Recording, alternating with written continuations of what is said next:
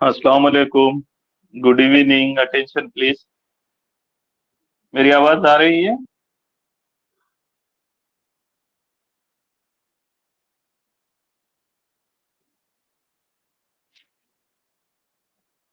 Yes sir, आ रही है। वालेकुम सलाम। ओके, राइट, ओके, चलिए।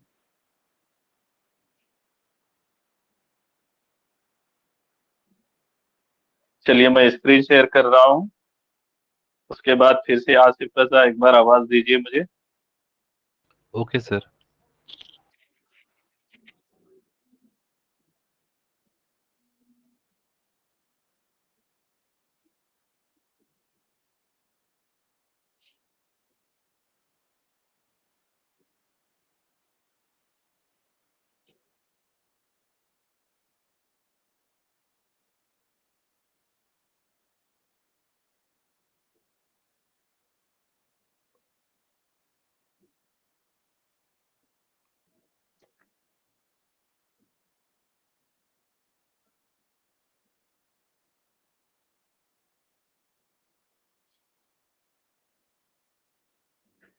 जी आसिफ, स्क्रीन नजर आ रही है ना?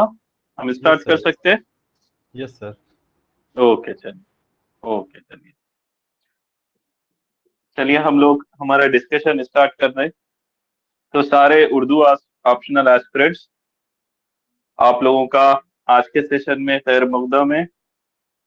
तो पहली चीज, आज का हमारा डिस्कशन थीम है civil services mains 2023 Urdu optional paper.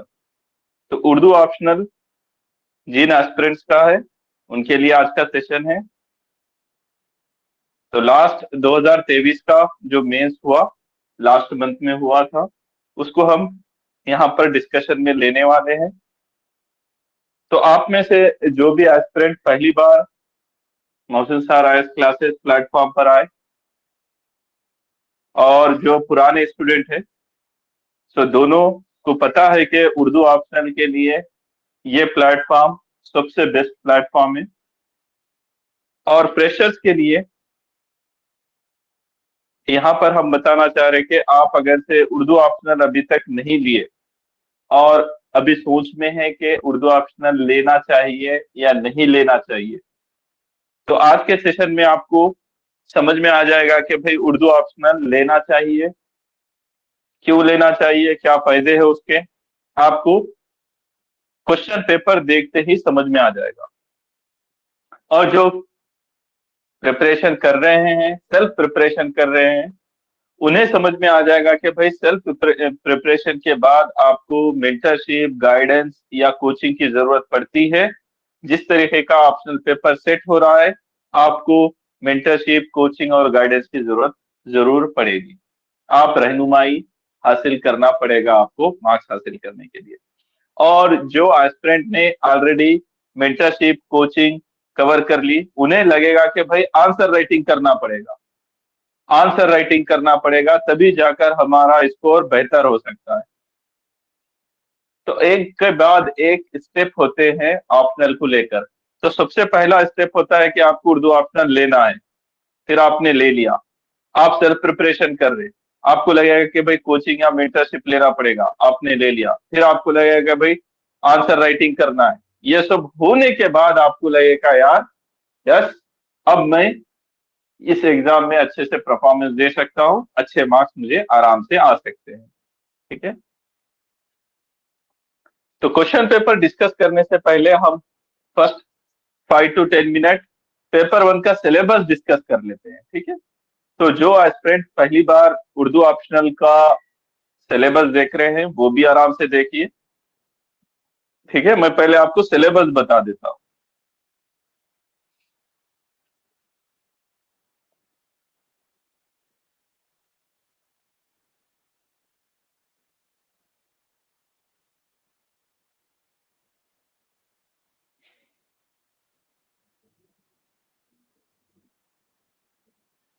चलिए, सिलेबस दिख रहा है आप लोगों को?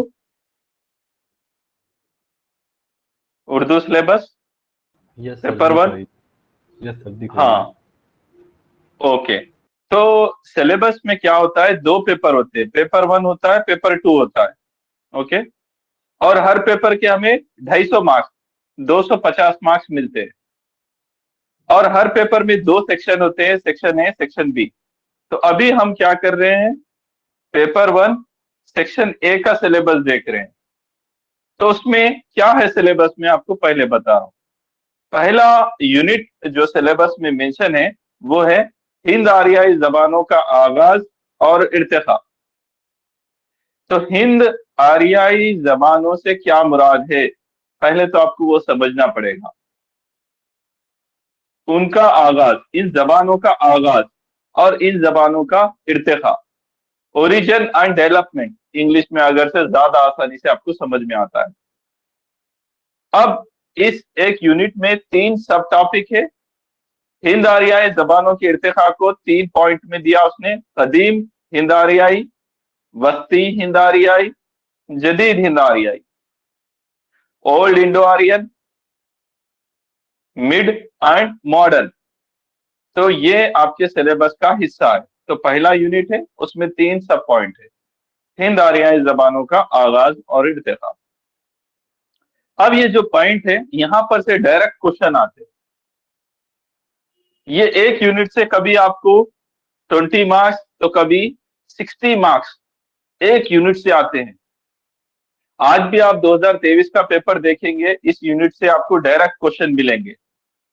फॉर एग्जाम्पल वो सवाल पूछ लिया आपको, उर्दू किस लिसानी खानदान से ताल्लुक रखती है और उस लिसानी खानदान की खुसूसियात बताइए। तो उर्दू हिंद आरियाई लिसानी खानदान से ताल्लुक रखती है, उसकी खुसूसियात बताना है आपको। और उसी तरीके से एक सवाल पूछा कि कदीम हिंद आरियाई जबानों के बारे में आप क्या जानते हैं, यहां पर से सवाल पूछा। और एक सवाल पूछा, जदीद हिंद आरियाई जबानों की गिरोहबंदी के बारे में बताइए। तो इस साल ये यूनिट से 30 मार्क्स सीधे सीधे उतरे, सीधे। ठीक है, तो ये पहला यूनिट हो गया। फिर इसके बाद दूसरा यूनिट है पेपर 1 सेक्शन ए में मगरिबी हिंदी और उसकी बोलियां। तो वेस्टर्न हिंदी और उसके डायलेक्ट, उसमें 5 टॉपिक होते हैं, ब्रज भाषा, खड़ी बोली, हरियाणवी, कन्नूजी, बुंदेली। तो ये भी सवाल डायरेक्टली आ चुका इस साल 2023 में। मगरिबी हिंदी और उसकी बोलियां आपको डायरेक्ट सवाल पूछा। ठीक है, ये भी आ गया। इसके बाद है सिलेबस में उर्दू जबान के बारे में नजरियात। तो उर्दू की पैदाइश को लेकर मुख्तलिफ नजरियात है, 5 6 नजरियात होते हैं, उनको आपको पढ़ के जाना होता है। उसमें से 1 2 नजरियात पूछता है, हमेशा पूछता है। तो इस साल यहां से 2 सवाल पूछा। उर्दू लश्कर की जबान है, इस नजरिए पर पूछा। और मोहम्मद हाफिज खान शिरा ने जो पंजाब में उर्दू का जो नजरिया था उसके बारे में सवाल पूछा। तो 2 सवाल आ गए इस यूनिट से। तो उर्दू की पैदाइश के नजरियात बहुत इंपॉर्टेंट है, यहां से 2 सवाल आता है। इसके बाद है दक्कनी उर्दू।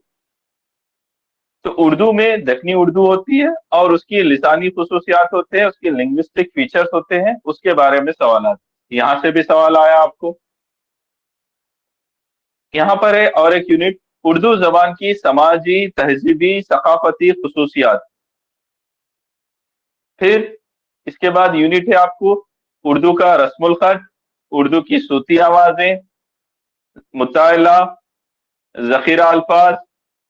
ठीक है, सब कुछ। और लास्ट में उर्दू का आगाज इर्तिका। तो ये सारे पॉइंट पे आपका पेपर 1 सेक्शन ए कंप्लीट होता है।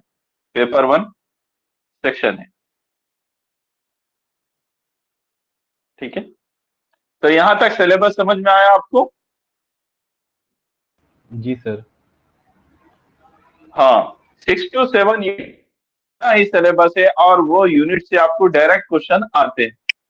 इसके बाद सिलेबस में आगे देख रहे हैं हम paper 1 section b, paper 1 section b. ठीक है, अब इस पहले यूनिट में आपको असनाफ है। तो उर्दू के जो असनाफ होते हैं, जैसे शायरी असनाफ है, नसरी असनाफ है, पोएट्री एंड प्रोस जो भी बोलते हैं आप। तो असनाफ में आपको पढ़ के जाना होता है, जैसे शायरी असनाफ में गजल, ओके, नजम, नजम में जदीद, गजल, नजम, मसनवी, कसीदा, मरसिया, रुबाई, नावल, मुख्तसर कहानी, दास्तान, खुतूत, इंशाया, ड्रामा। अब यहाँ पर आपको डायरेक्ट यहाँ पर सवालात पूछे गए, जैसे आप सवाल देख सकते हैं, नावल के ऊपर डायरेक्ट क्वेश्चन है, नजम के ऊपर डायरेक्ट क्वेश्चन है, ठीक है, और दूसरे टॉपिक पर भी है, आपको मिल जाएगा, दास्तान के ऊपर भी है। दबिस्तान, स्कूल्स, तो दबिस्तान में आपको दहलवी और लखनवी दो अहम दबिस्तान है, उसके अलावा दखनवी, तो इनके बारे में भी सवालात पूछे जाते हैं, इनके कंट्रीब्यूशंस के, इनके शायरी के जो खुसूसियात रहे उनके बारे में। फिर तहरीकें हैं, सिलेबस में तहरीकें हैं, अलीगढ़ तहरीक, रोमानवी तहरीक, तरफ की पसंद और जदीदियत, ये चार तहरीकें हैं, इनके ऊपर दो क्वेश्चन आते हैं हर साल।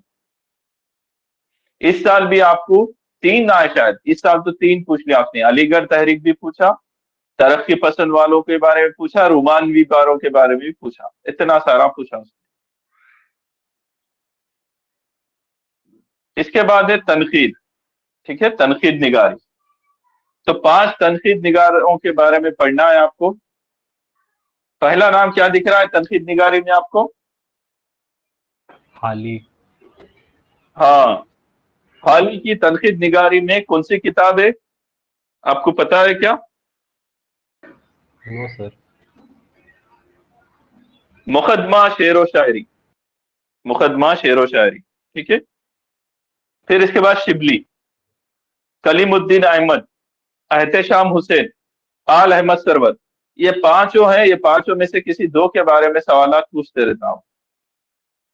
फिर लास्ट टॉपिक है पेपर 1 का, मजमून निगारी, यानी कि आप कोई तसव्वुराती मौजू दे इससे लिखना होता है। तो इस तरीके से हमारा सिलेबस कवर हो गया।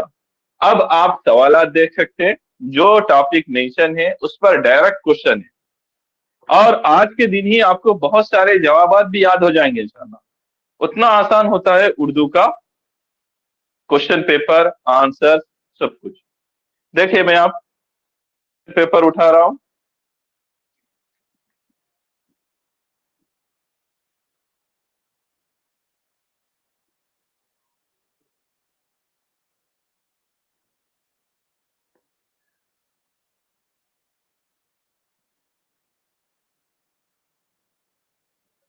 तो जो ऑफिशियल क्वेश्चन पेपर होता है, ठीक है, उसके टोटल मार्क्स आपको हर पेपर में 250 मार्क्स मिलेंगे मैक्सिमम।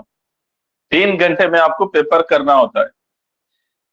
तो इसके लिए क्या होता है, क्वेश्चन है वो यहाँ पर मेंशन होता है कि सवाल नंबर 1 और सवाल नंबर 5 लाजमी है, यानी आपको क्वेश्चन नंबर 1 और क्वेश्चन नंबर 5 वो लाजमी है, आपको चॉइस नहीं है, वहां से आपको पूरे सवालात पकड़ना है।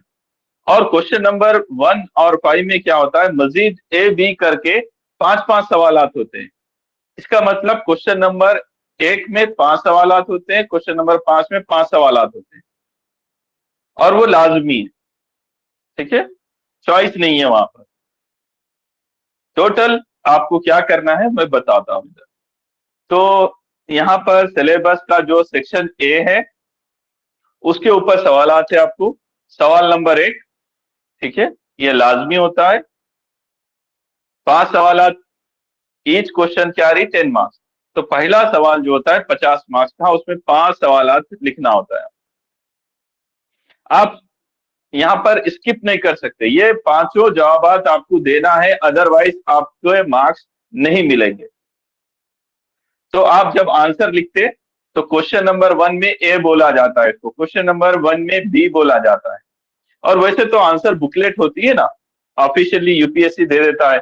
तो क्या होता है, आपका ये जो पेज है यहाँ पर क्वेश्चन नंबर 1 ए प्रिंट होता है, तो ये पेज आपको दिया जाता है लिखने के लिए। फिर पेज टर्न करने के बाद यहाँ पर आपको फिर से सवाल और ये स्पेस ऐसा, फिर यहाँ पर पेज, यहाँ सवाल, ऐसा नजर आता है।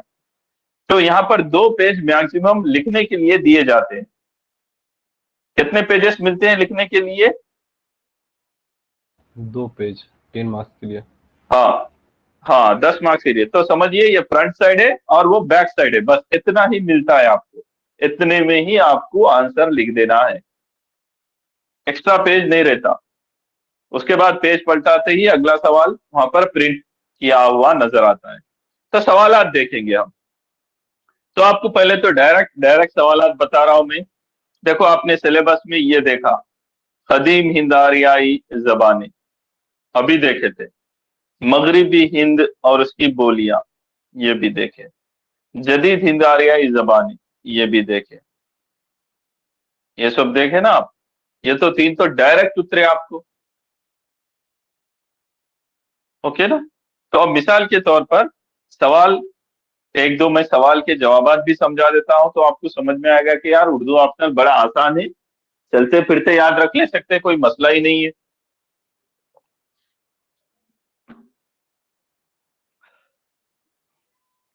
तो ये जो सवाल था, देखो, मगरिबी हिंदी की मुख्तलिफ बोलियों की वजाहत कीजिए।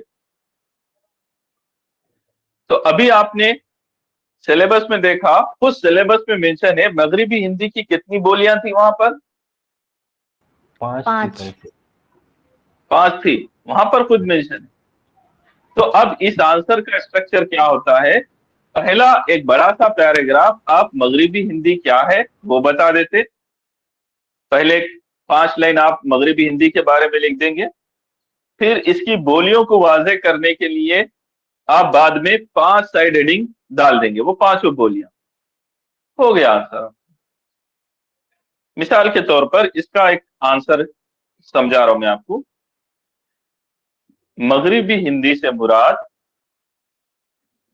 कोई बोली नहीं है, बल्कि जॉर्ज ग्रेसन ने दहली के आसपास 5 बोलियों के मजमुए को मगरिबी हिंदी कहा था, जिनका इर्तिका शोरशेनी अभरनी से जदीद हिंद आरियाई दौर में होता है। और मगरिबी हिंदी की बोलियां 2 शक्लों में इर्तिका पाती है, एक अलिफ पर खत्म होने वाली शक्ल, एक वाव पर खत्म होने वाली शक्ल।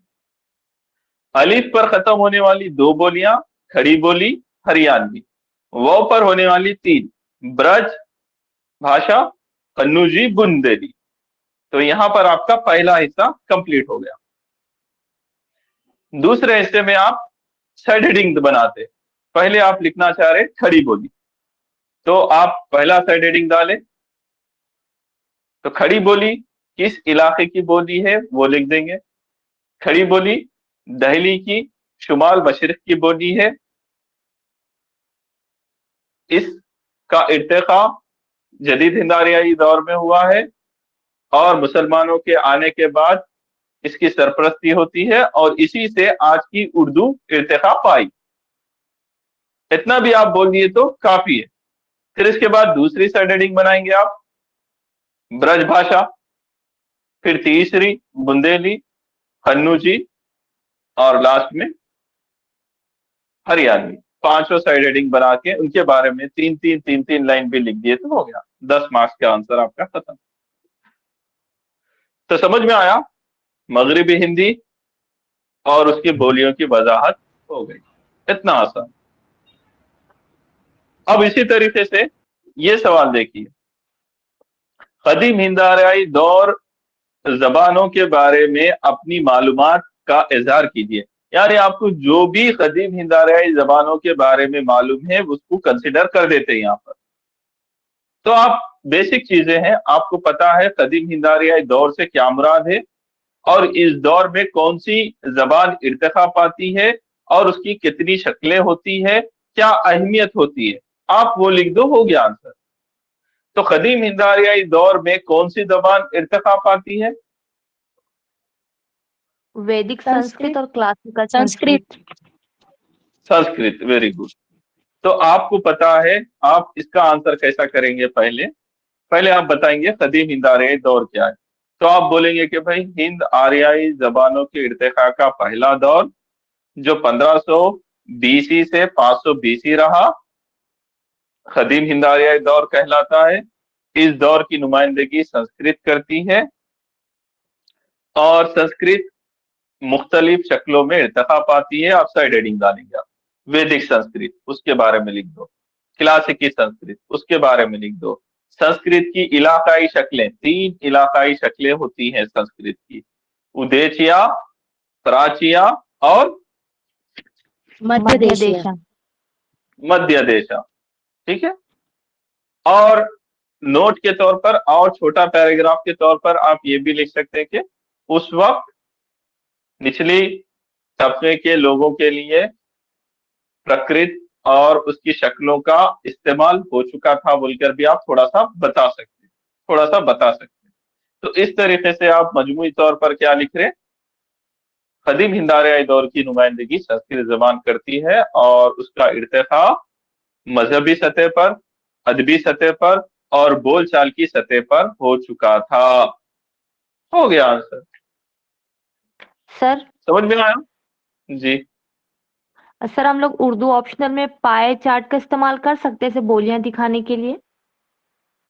हाँ कर सकते, क्यों नहीं कर सकते।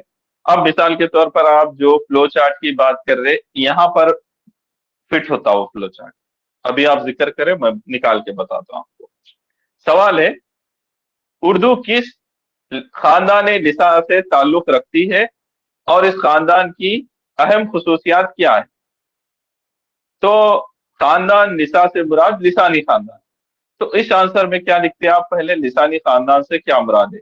तो हम रिश्ता जबानों के ग्रुप को लिसानी खानदान कहा जाता है। दुनिया में 7 बड़े लिसानी खानदान है।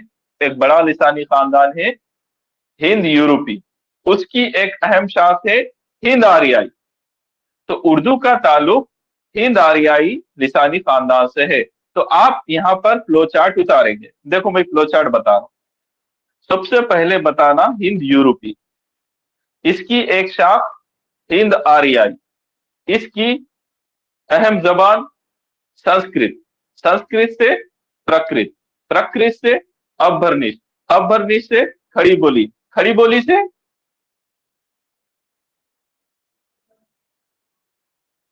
खड़ी बोली से कौन सी,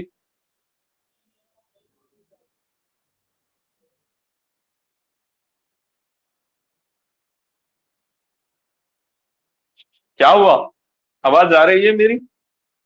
यस सर, आवाज आ रही है। हाँ। तो अभी बच्चों ने पूछा था कि फ्लो चार्ट उतार सकते, तो मैं खुद बता रहा हूँ यहाँ पर आपको उर्दू किस लिसानी खानदान से ताल्लुक रखती है पूरा फ्लो चार्ट में ही उतारना है आपको। पहले हिंद यूरोपी, सबसे पहले हिंद यूरोपी, हिंद आर्याई, संस्कृत, प्रकृत, अभ्रनिश, खड़ी बोली, खड़ी बोली से उर्दू। इतना सिलसिला पूरा बताना है आपको, ऐसा फ्लो चार्ट में, एक के बाद एक के बाद एक के बाद एक के बाद। और इधर चाहे तो आप साइड में टाइम पीरियड भी लिख सकते हैं। हो गया। तो सवाल के accordingly you can draw flow chart as well. फिर सवाल का दूसरा हिस्सा है, इस खानदान की अहम खुसूसियात क्या है। तो हिंद आर्याई खानदान की खुसूसियात आपको बताना है, उसकी लिसानी खुसूसियात, तारीखी खुसूसियात, तहजीबी खुसूसियात, ऐसा साइड हेडिंग बनाना। तारीखी खुसूसियात, तो खुसूसियात में आप तारीखी पॉइंट लिखिए, फिर उसके बाद लिसानी लिखिए, उसके बाद तहजीबी लिखिए, अदबी लिखिए, जो भी आपको 4-5 खुसूसियात पता है लिख दीजिए। हो गया। तो इस तरीके से आंसर बनाना पड़ेगा। ये एक दिन में नहीं आता, एक दिन में नहीं आता। मैं आपको एकदम हाई लेवल का बता रहा हूं आंसर। ठीक है। फिर इसी तरीके से ये सवाल भी देखिए, जदीद हिंद आर्याई जबानों की ग्रोह बंदी पर रोशनी डालिए। तो अभी आपने देखा था कि जदीद हिंद आर्याई जबानें डायरेक्टली सिलेबस में है, उनकी ग्रोह बंदी के बारे में आपको हाईलाइट करना है।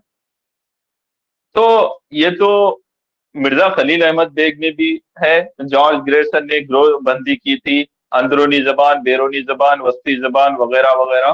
तो 2-3 लिंग्विस्टिक लोगों ने गिरोहबंदी की, उसके बारे में आप लिख दीजिए, हो गया आंसर आपका। ठीक है, तो इस तरीके से ये भी आंसर डायरेक्ट है। तो आप यहाँ पर पहले बताएंगे जदीद हिंद आर्याई जबानों से क्या मुराद है, फिर उनकी जो गिरोहबंदी हुई वो आप बता देंगे, हो गया। तो इस तरीके से आपको समझ में आ रहा होगा यार, डायरेक्ट सिलेबस में मौजूद है, चलता फिरता आंसर याद हो जा रहा है। उर्दू ऑप्शनल, दूसरे सर ऑप्शनल में आपको बहुत मेहनत करनी पड़ती। जी पूछिए। सर वो जो जदीद हिंद आर्याई ज़बान ग्रोहबंदी है सर, वो तो जो जैसे हाँ 4 उसकी ग्रोहबंदियां हैं, तो उसमें हाँ एक्सप्लेनेशन में दिया हुआ सिर्फ वो इलाके के नाम बताए गए, तो क्या वो इलाके के नाम ही लिखने हैं, जैसे हाँ, मशरिकी हिंद यहाँ या पर ऊदी सवाल हिंद, सवाल छत्तीसगढ़ी? सवाल हाँ, सवाल का कीवर्ड देखिए, रोशनी डालिए। रोशनी डालिए में आपको तफसील से जायजा लेना नहीं होता है, you need to highlight it, बस। समझ में आ रहा?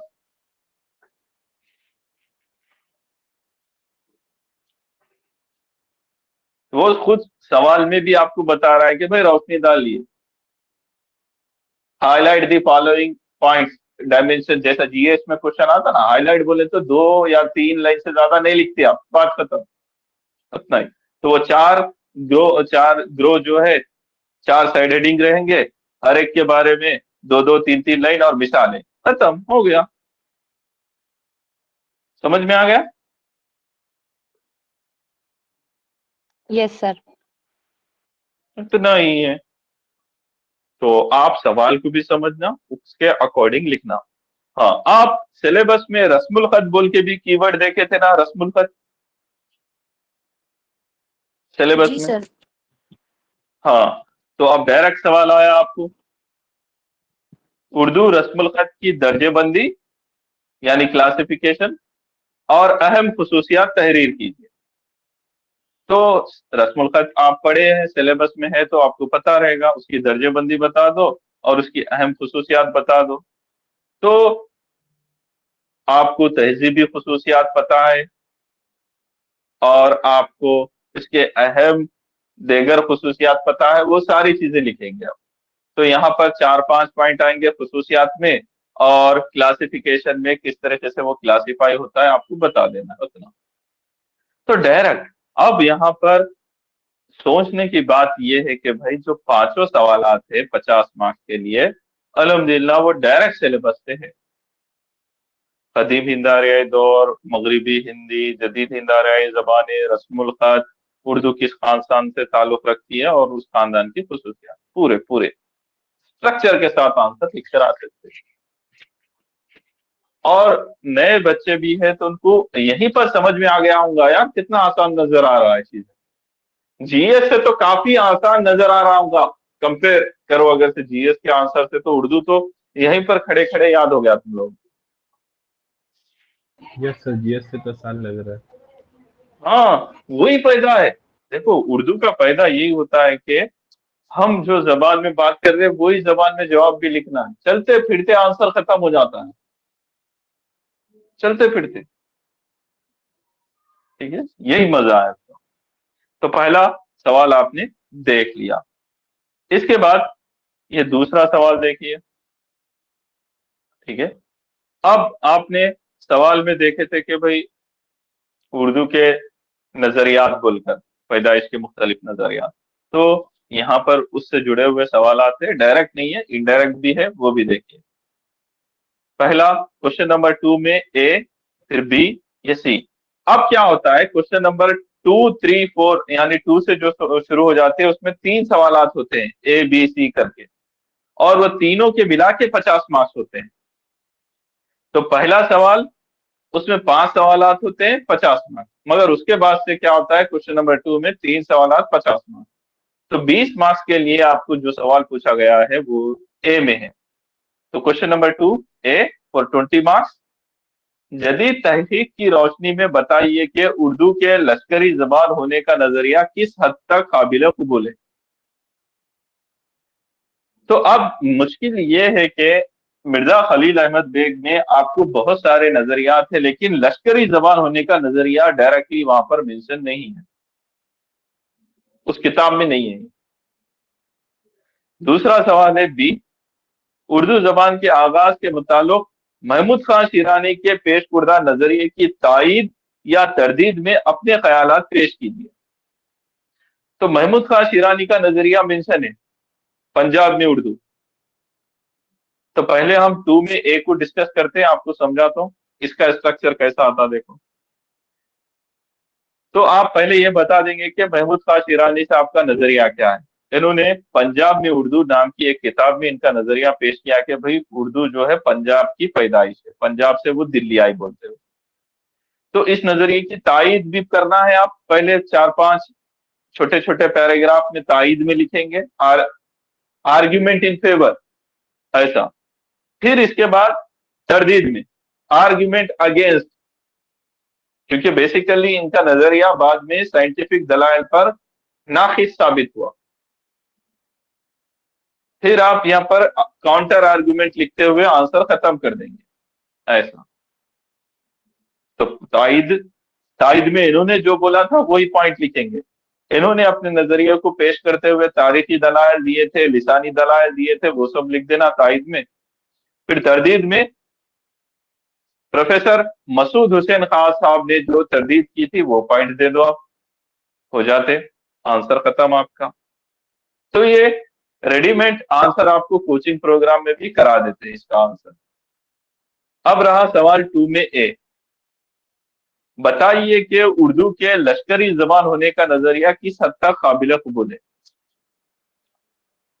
तो दरअसल उर्दू की पैदाइश के बारे में ये कहा जाता है कि ये लश्कर की जबान है, यानी मिलिट्री कैंप्स। अब मिलिट्री कैंप्स में क्या होता था उस वक्त, जब मुसलमान यहाँ पर हुक्मरान बन रहे थे दिल्ली सल्तनत के कायम होने के बाद खासतौर पर, तो उस वक्त हिंदुस्तान के शुमाल में खड़ी बोली का रिवाज था। उस खड़ी बोली को ये लश्कर वाले भी इस्तेमाल कर रहे थे और उस पर अरबी, फारसी, तुर्की के असरात भी पड़ रहे थे। तो अब इस वजह से जो जबान का सियाल मादा तैयार होता है उसे लश्करी जबान कहा गया, उसे ही रेख्ता कहा गया, और वही आगे चलकर उर्दू की शक्ल में हमारे सामने है। तो उर्दू को लश्करी जबान होने का नजरिया काफी हद तक काबिल कबूल है। उसके लिए आप दलाइल देते रहेंगे, तारीखी दलाइल, लिसानी दलाइल, तहजीबी दलाइल, और जो क्रिटिक्स होते हैं उनके दलाइल भी आप देकर बताएंगे। तो इस तरीके से आंसर बनाना। समझ में आ रहा? Yes sir. जी सर। हाँ। अब इसमें क्वेश्चन नंबर सी है, 2 में सी। तो ये पूरा करें तो आपको 50 मार्क्स मिलते। यहाँ पर सवाल है, उर्दू जबान की इस्लाह के सिलसिले में नासिक की खिदमात का जायजा लीजिए। तो उर्दू जबान की इस्लाह के बारे में पहले भी सवाल आए थे, ठीक है। तो उर्दू जबान की इस्लाह के लिए तहरीक चली थी, इस्लाह जबान उर्दू, जिसको मजर जाने जाना और बाद में नासिक ने चलाया था। उसके बारे में आप तफसील से पढ़ते। अदब नुमा नाम की एक किताब है, उसमें भी ये टॉपिक मेंशन है, और नूसर की भी किताब में मेंशन है, बहुत हद तक मेंशन है इसका आंसर। तो ये सब आपको बताना है। तो ये टॉपिक प्रीवियस ईयर में भी पूछा गया था ब्रीफली, इस्लाह जबान के बारे में, और यहाँ पर नासिक के बारे में पूछा। तो खिदमत का जायजा ले लो, हो जाता आंसर। तो इस तरीके से आप यहाँ पर 50 मार्क्स कवर करेंगे, यहाँ पर 50 मार्क्स कवर करेंगे। फिर ये सेक्शन में आप मैक्सिमम क्या कर सकते हैं, 150 मार्क्स या फिर 100 मार्क्स, इतना ही कवर करना होता है, इससे ज्यादा नहीं लिखते। तो लेट सपोज हमने क्वेश्चन नंबर ए कवर कर लिया 1 एंड क्वेश्चन नंबर 2 कवर कर लिया, 100 मार्क्स हो गए समझो। अब इसके बाद अपन यहां से ये सेक्शन से नहीं करना चाह रहे, हम यहां से आगे बढ़ जाते। तो हम अब सेक्शन बी की तरफ जाना, सेक्शन बी। अब यहां पर क्वेश्चन नंबर 5 आपको पूरा का पूरा सॉल्व करना पड़ेगा। फिर उसके बाद आप क्वेश्चन नंबर 6, 7, 8, ये 3 में से कोई 2 मैक्सिमम अटेम्प्ट कर सकते हैं। ठीक है, तो अब यहाँ के सवालात हम डिस्कस कर लेते हैं, थोड़े से सवालात बताऊंगा अभी। क्वेश्चन नंबर 5 में ए बी सी करके सारे कंपलसरी क्वेश्चंस होते हैं। तो पहला सवाल नजम के ऊपर है। तो नजम में आप तफसील में पढ़ेंगे सारी चीजें। आजाद नजम और नजम मुअर्रा में क्या फर्क है, इतना ही पूछा हुआ।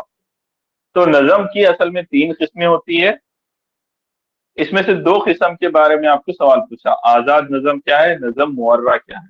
ये आप थोड़ा सा बेसिक नॉलेज रखे तो भी हो जाता। या सुब्बुल निगार का जो बुक है, शायरी का तनकीदी जायजा, उसमें भी मेंशन है। या असनाफ की जो बुक होती है उसमें भी मेंशन होता है। आपको ये टॉपिक मिल जाता, कोई बड़ा मसला नहीं। फिर शिबली, शिबली साहब का नाम देखे थे सिलेबस में? Yes sir. Yes sir.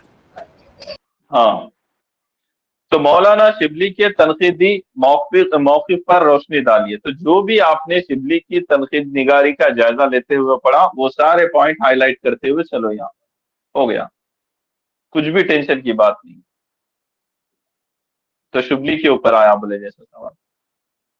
फिर नावल बोलकर आपने सिलेबस में देखा था, आजादी के बाद उर्दू नावल के सिम्त और रफ्तार पर रोशनी डालिए। तो उर्दू नावल निगारी का इर्तिखा खुलकर पढ़ते आप, तो यहाँ पर खासतौर पर आजादी के बाद 1947 के बाद उर्दू नावल निगारी किस सिमत में चली और उसकी रफ्तार कैसी रही वो बताना। And you can relate it to contemporary period as well, अभी तक भी आप उसको लेकर आ सकते हैं। ये इनोवेटिव क्वेश्चन है, अच्छा सवाल है, ठीक है। देन आप यहाँ पर एक शायर है फिराक, जो आपके पेपर 2 में भी है, उन्हीं के बारे में सवाल पूछा। तो फिराक गोरखपुरी की जो इश्किया शायरी में उनका जो तसव्वुर इश्क है उसके बारे में सवाल पूछा कि फिराक की शायरी मशरिक व मगरिबी तसव्वुर इश्क का इम्तिजाज है। तो राइट बैलेंस ऑफ मशरिक एंड मगरिब का जो फिलोसफिकल होता है उसके बारे में आप पेपर 2 में पढ़ते हैं, असल में इनके बारे में गहराई में। वही सवाल आपको यहाँ पर पूछा, मिसालें देकर समझा दे सकते। और एक सवाल है आपको तनकीद के ऊपर, क्या आपको इस राय से इत्तेफाक है कि तनकीद तख्लीकी अदब ही की एक शाख है? तो आपने तनकीद निगारी बोलकर जो टॉपिक पढ़ा था, उसी टॉपिक को इसने थोड़ा सा घुमाकर पूछा, तो ये भी कर ले सकते। आपके सिलेबस में खुद 5 तनकीद निगार है, तो वहां से ही आप आंसर आराम से करा दे सकते। तो ये भी सेक्शन आप पूरा कर सकते, डायरेक्ट और इनडायरेक्ट सवालात पूछे गए यहाँ पर। फिर यहाँ पर आप सिलेबस में देखिए अलीगढ़ तहरीक। तो तहरीक बोलकर आपके सामने पहली तहरीक अलीगढ़ थी, उसके बाद दूसरी रूमानवी थी, तीसरी तरक्की पसंद थी। ये तीनों सवालात आ गए एक साथ। जी सर। हाँ, तो अलीगढ़ तहरीक की सवाल है कि अलीगढ़ तहरीक की बदौलत मुनफरिद तौर पर परवान चढ़ने वाली किसी किसी नस्री सनफ का जायजा लीजिए। तो अलीगढ़ तहरीक की बदौलत अदब में बहुत ज्यादा इजाफे हुए, लेकिन उसका सवाल क्या है, किसी नसरी सनफ का जायजा लिए, यानी किसी एक टॉपिक पर बात करो। तो नसर में जो इजाफे हुए, नावल निगारी की बात करो या फिर इंशाइया निगारी की बात करो या सवाने निगारी का बात करो, किसी एक की बात करो। बोला फॉर एग्जाम्पल आप बायोग्राफी, सवाने निगारी। तो अलीगढ़ तहरीक के बाद क्या हुआ, मौलाना हाली ने सवाने हयात सवाने निगारी की बुनियाद डाली। उन्होंने 3 किताबें लिखी थी, किसी को पता है? सवाने हयात उन्होंने जो 3 किताबें लिखी,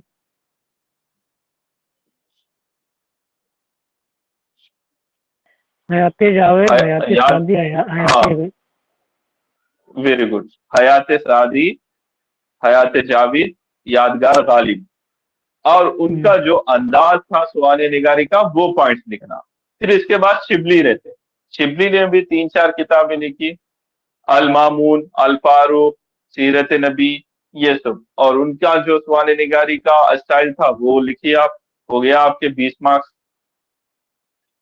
और शुरुआत में अलीगढ़ तहरीक क्या है और उसके मकसद क्या थे, मुख्तसर बता देना। फिर दूसरा सवाल था रूमानी तहरीक, अब उसके इर्तिकाई अनासिर और उसके नतायज बताओ बुर्रानी। तीसरा सवाल था तरक्की पसंद, ठीक है, तो आजादी के बाद तरक्की पसंद मुसन्निफीन को एक नए मंशूर की जरूरत क्यों पेश आई, तफसील से लिखिए। तो ये डायरेक्ट सवाल नहीं है, एनालिसिस वाला सवाल है, ठीक है। तो ये भी किसी हद तक सीधा सीधा सवाल था। क्वेश्चन नंबर 7 में देखिए, हाली साहब आपको नजर आ रहे, और मैं बोला था मुकदमा शेर व शायरी बोलकर, उसी से सवाल पूछा। फिर से तनकीद के बारे में पूछा, तनकीद निगारी। फिर दास्तान बोलकर भी पूछा। तो दास्तानों की अदबी लिसानी तहजीबी अहमियत को बयान कीजिए। तो इस सवाल में कितने हिस्से हैं? 3 सर। 3। हाँ, तो आप बताएंगे, पहले तो दास्तानों से क्या मुराद है, बता देंगे कि ये नसरी सनफ सुखन है, ठीक है, दास्ताने, और इसके जो अज्जा होते हैं वो बता देंगे आप, ठीक है, किस्सा किरदार जो भी है बता देंगे। फिर 3 साइड हेडिंग रहेंगी, अदबी अहमियत, लिसानी अहमियत, तहजीबी अहमियत। ये आपको सुम्बुल निगार में डायरेक्ट कंटेंट मौजूद है, कोचिंग वगैरह में भी इसका डायरेक्ट करा देते हैं हम मिसालों के साथ। फिर तनकीद के ऊपर सवाल है, उर्दू तनकीद के मुख्तलिफ मुखातिब ख्याल का अजमली जायजा लीजिए। तो तनकीद निगारों में सिलेबस में कितने तनकीद निगार थे? 5। 5। तो सवाल में खुद बोल रहा है कि वो मुख्तलिफ ख्याल जो है उनका अजमली जायजा, ब्रीफली वो पांचों के बारे में लिख दो बोल रहा हूं आप, ठीक है। तो आप लिख दे सकते हैं शिबली की जो सोच थी, हाली की, ठीक है, एहतशाम हुसैन की, उसी तरीके से आप लिख सकते हैं। या फिर मशरिकी, मगरिबी, नफ्सियाती, और बहुत सारे तरीके, तासुराती तनकीद, ऐसा भी आपको मिल जाता है। बहुत सारे पॉइंट इसके ऊपर मौजूद है, लिख दे सकते हैं। हाल ही का तो आपको आंसर डायरेक्ट है। तो लेट सपोज आपने क्वेश्चन नंबर 7 कर लिया, यहाँ से क्वेश्चन नंबर 6 कर लिया, और क्वेश्चन नंबर 5 तो आपको करना है। तो सेक्शन बी से आपने 150 करे, और सेक्शन ए से कितने करे आप? 5। 100। 100 हो गया। तो आपके 250 मार्क्स खत्म, आपके 3 घंटे में आंसर खत्म हो गया, पेपर खत्म। सर ये 3 ऐसा घंटे पूरा करके अटेम्प्ट हो जाता है सर? क्या बोले? बोले सर 3 घंटे में हो जाता है पूरा अटेम्प्ट? नहीं नहीं, ऐसा तो डे 1 में नहीं होता किससे भी। आप अच्छे से तैयारी करेंगे ना, क्योंकि आप मेंस में जा रहे हैं, तो आपकी प्रिपरेशन की लेवल बहुत अच्छी होती है। प्रीलिम्स और मेंस के बाद 3 महीने आप लगातार पढ़ते हैं, आंसर राइटिंग करते हैं, बहुत ज्यादा टेस्ट आप लिखते हैं, तब जाकर वो 3 घंटे में पेपर होता है। अगर से आपको कल मेरे खुद के नोट्स भी देकर मैं बिठा दूं और बोलूं कि बच्चों 3 घंटे में करो, बोले तो कल नहीं होता। आप लगातार टेस्ट लिखते लिखते लिखते लिखते आप 3 घंटे के अंदर आएंगे। फर्स्ट टाइम कोई भी बच्चा अगर से टेस्ट लिखता है ना, वो 4 घंटे लगेंगे उसको। फिर उसके बाद 3.5 घंटे तक आता, फिर 3 घंटे में आता हूँ। समझ में आया? Yes sir. हाँ, तो यहाँ पर आपको समझ में आया कि भाई उर्दू ऑप्शनल अपने आप में बहुत अच्छा ऑप्शनल है। जो बच्चे उर्दू मीडियम से है, जो पढ़ते हैं चीजों को, उनके लिए बड़ा आसान है। तो यहाँ पर हमने पेपर 1 का डिस्कशन कंप्लीट किया है। आप लोगों को समझ में आया होगा कि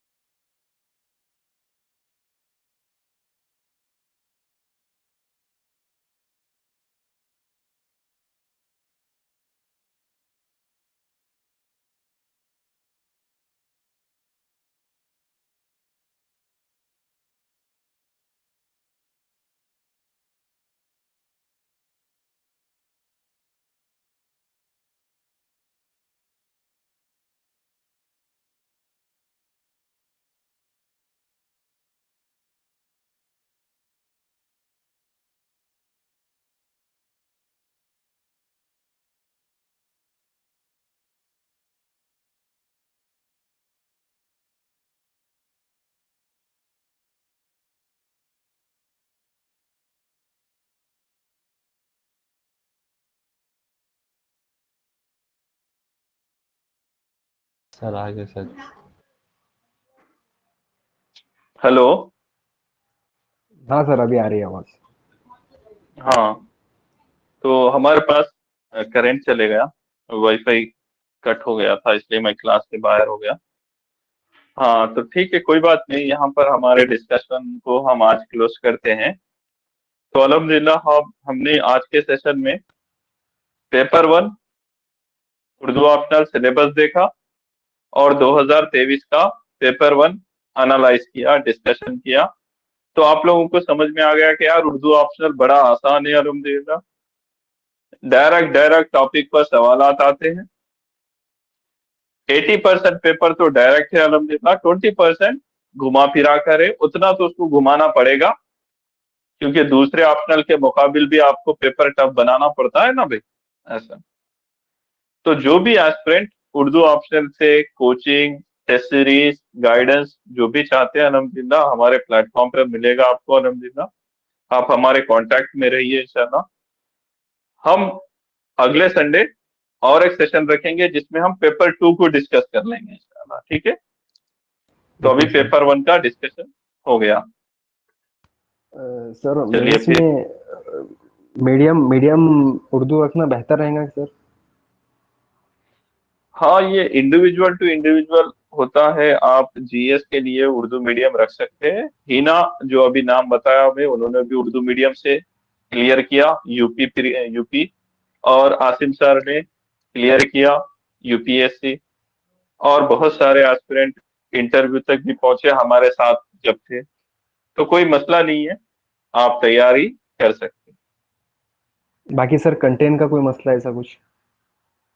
नहीं नहीं, ऐसा कुछ भी नहीं रहता। आप गूगल ट्रांसलेट की मदद ले सकते हैं, एनसीईआरटी की मदद ले सकते हैं। जीएस के लिए उतना मसला नहीं है आज के पीरियड में। हम्म।